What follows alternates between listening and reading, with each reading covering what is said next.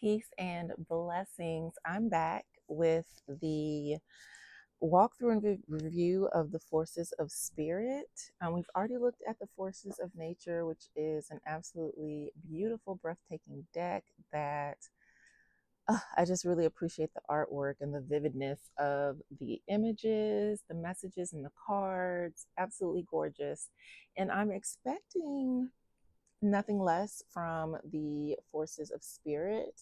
Again, my recording situation is a little different at the moment, so hopefully everything is properly visible. So this is the box of the Forces of Spirits Tarot. On the back, we have a unique tarot system designed to explore the inner landscape of the human experience. Instead of predicting events, this deck reveals the roles we embody, the emotional states we move through, the hidden forces shaping our perception, and the paths unfolding beneath our lives. Through four interconnected layers, archetypes, states, forces, and paths, the cards create a powerful language for reflection, insight, and personal transformation. And both of the decks were created by Dasha Takisho. I'm excited to get in. My little baby is awake, so I'm probably going to go through this a little quickly just because she may come back down in just a bit. So here's the inside of the box. Very beautiful. These are the backs of the card. I love the spiral. And again, the colors are really beautiful. I feel like these colors are a little more muted than the forces of nature. Let's take a peek in the guidebook. I feel like the focus or something is off here.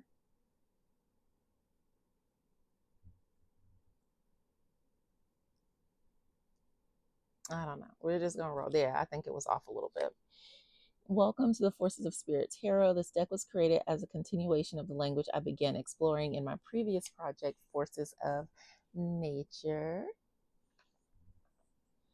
While that deck focuses on the external field, movement, pressure, cycles, and the invisible dynamics shaping our lives, Forces of Spirit turns the attention inward. The deck explores the inner landscape of human experience, the roles we embody, the emotional states we move through, the forces shaping our perception, and the paths unfolding beneath our choices.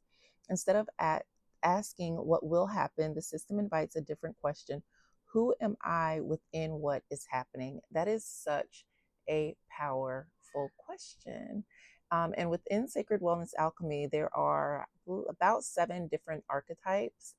And based on the archetype that is predominant for you, it kind of indicates which pathway within Sacred Wellness Alchemy that you're walking in. And I created this tool. It's called the Mirror, and the whole premise is that it's helping you to reflect and look at yourself holistically, look inward, and kind of see where you are. I will include the link for that there. What I love about both of these decks is they really align with Sacred Wellness Alchemy, which is my holistic healing modality. So I'm in love with these cards. I feel like they're going to be part of my like primary set, like the daily cards that I use in my own readings and for client readings. Let me finish reading this and then we're going to peek at the cards.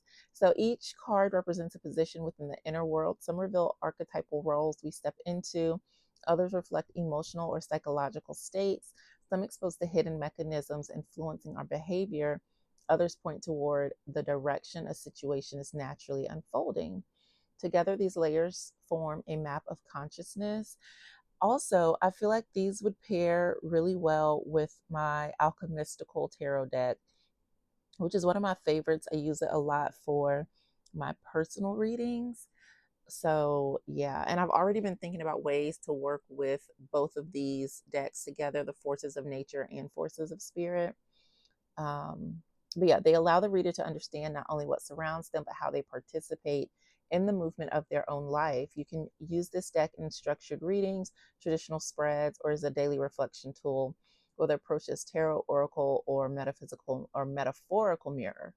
The cards are designed to open a space for insight and honest self observation.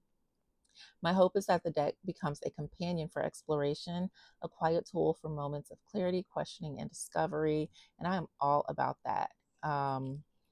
Then it goes into how the deck works, how to read the deck, and then it goes into the cards. So it tells you, I guess, what suit it is, gives a description, information about the card. Then it goes into an upright, reversed, and then reversed meaning, as well as a reflection. And that carries throughout the deck. This one has 78 cards. There's some closing words here. Oh, there's some example readings in the back. Yeah, so it talks about reading the layers together, working with imbalance, and it goes into some example readings and then closes out with some closing words from the creator, Dasha. All right, let's take a peek into the cards. So we have the Seeker starting out with the Compass, and these are numbered. The Forces of Nature was not numbered. So we've got the Seeker, the Initiator, the Vessel. And so far, just looking at these, they align with the major arcana. The Mirror. I love this card. We have the Weaver,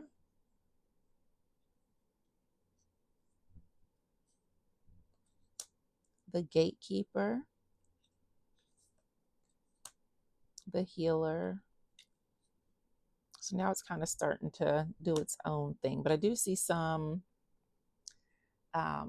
alignment in how these are structured. We've got the Watcher.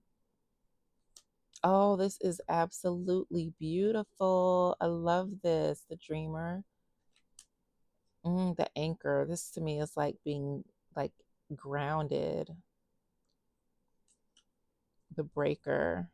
In the storm, of the storm, with the storm. The Mask.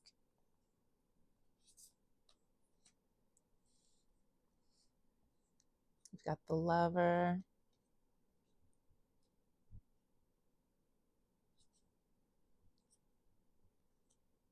Oh, the Wound.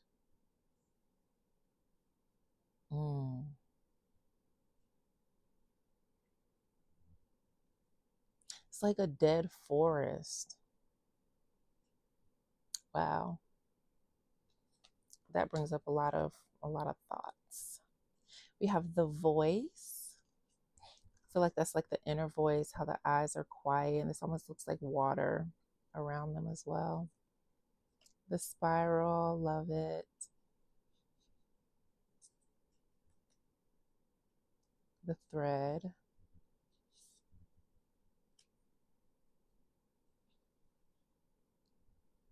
The Witness.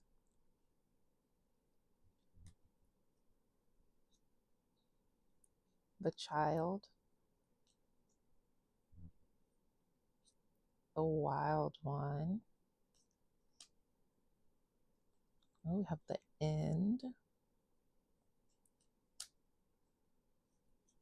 The Origin. Longing. Wow. We have Surrender.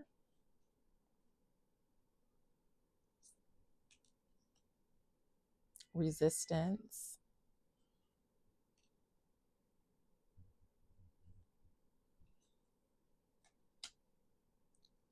Openness. I love the light streaming through the window. Oh, look at Disconnection.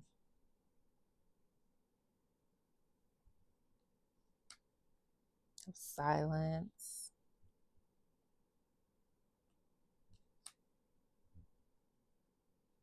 There's Overwhelm.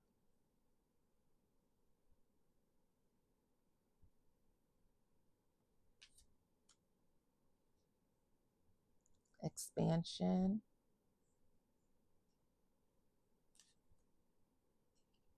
There's Collapse.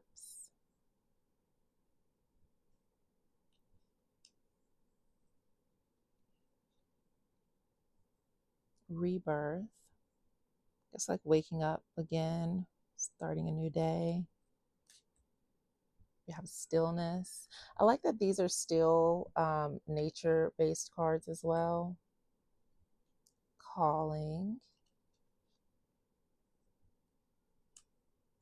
trust, very hermit-like.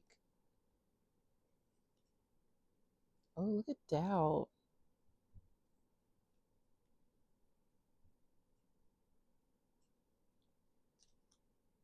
Devotion. Oh, wow, that's a powerful card.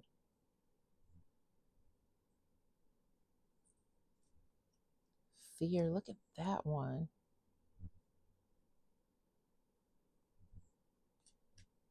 Grief. Grief really is tender and delicate. There's joy.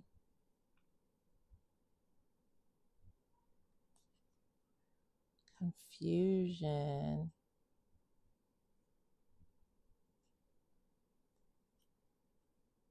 Courage. We've got insight. Love the crystals.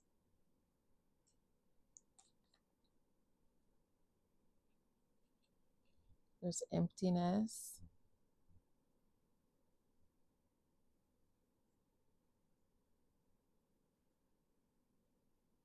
There's something about the swing where I think about, like, you know how children grow up and then they never get back on a swing again. Shame. I love that. Shadow. There's awe.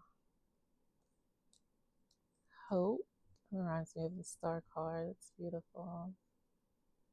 It also reminds me of the first card, creation, where the hands were together and there was like all of the colors coming out of the hands. And it's almost like, you know, that's what was created. There's withdrawal, acceptance, integration, influence. I love this. It's like how, you know, the wind moves across the sand is what like creates the patterns in the sand. It's a beautiful way of looking at it. How to depict influence, attraction, avoidance, projection,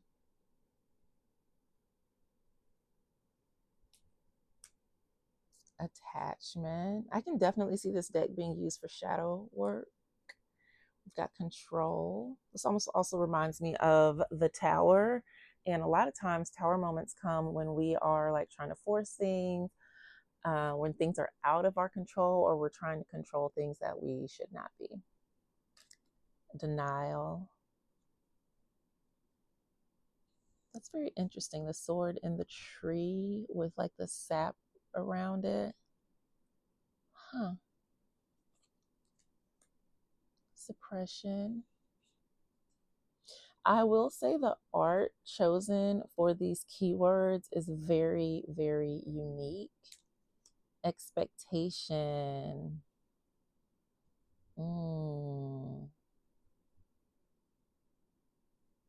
What came up with this is like, I see, like, for me, I don't know, that's like a figure there, but it could also be like a cave or whatever off in the distance.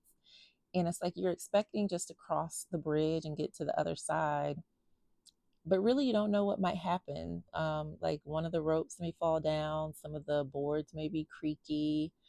And it's almost like, too, you know how some people would be able to like walk across this with no problem, and then other people would be in their head like, oh my god, what if it breaks, what if it falls apart, what if, I don't know, a whale jumps out of the water and slams down on top of me. So it's almost like we set the expectation for, you know, what we're going to experience. The journey across could be a pleasant adventure, or it could be a nightmare where you are like gripping onto the ropes and just afraid with each step. Pressure, habit. I like that that is a spiral staircase. Very interesting. And it's almost um like the infinity symbol. I know the other name, but it's not coming to me. Reaction, the ripple effects that happen when we do things. Delay, accumulation. Oh, sorry, I'm not doing a good job framing today. My bad. And we have release. This is absolutely beautiful. I love this card so much. Turning point. The threshold. That's very interesting. Huh. I would think about like a threshold being a door, but what if when you open this case or this, um, gosh, why are words escaping me today? That anything could be a portal or a threshold, right? So you could open that up and maybe there's a staircase or something like that. Very interesting. The journey, the return. I like that card as well. The unknown. Oh my God, I love this deck. The descent, the rise,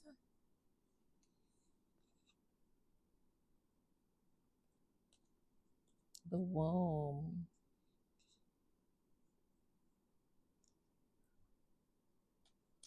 the crossing,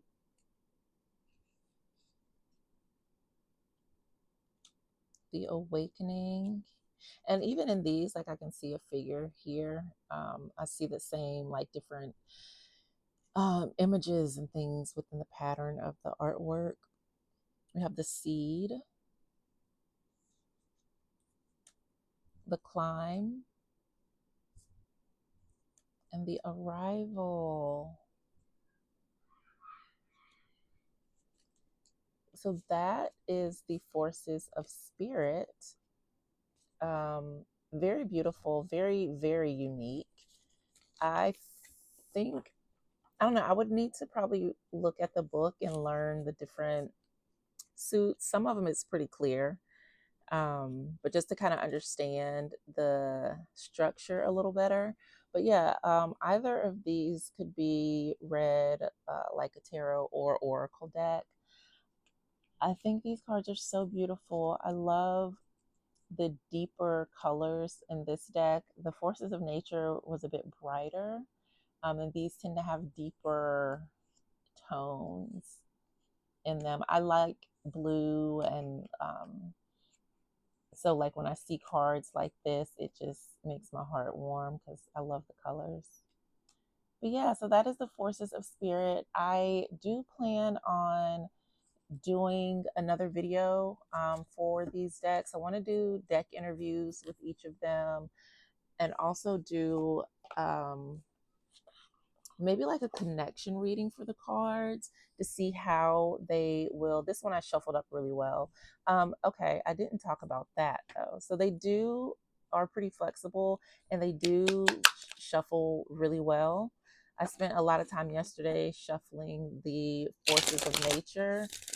That's one of the ways that I connect with the cards. They're very smooth. They don't have a lot of glare. There's a light overhead, um, and it doesn't have like that shiny glare. They have that kind of matte, but almost like it's matte, but like that satin finish. And they do shuffle really, really well.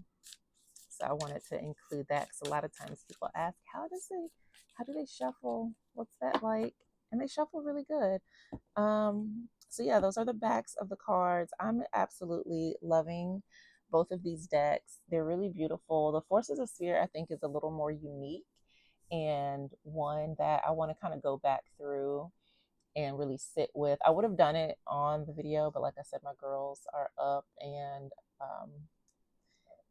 the baby may come back down at any time, so I didn't want to have to stop.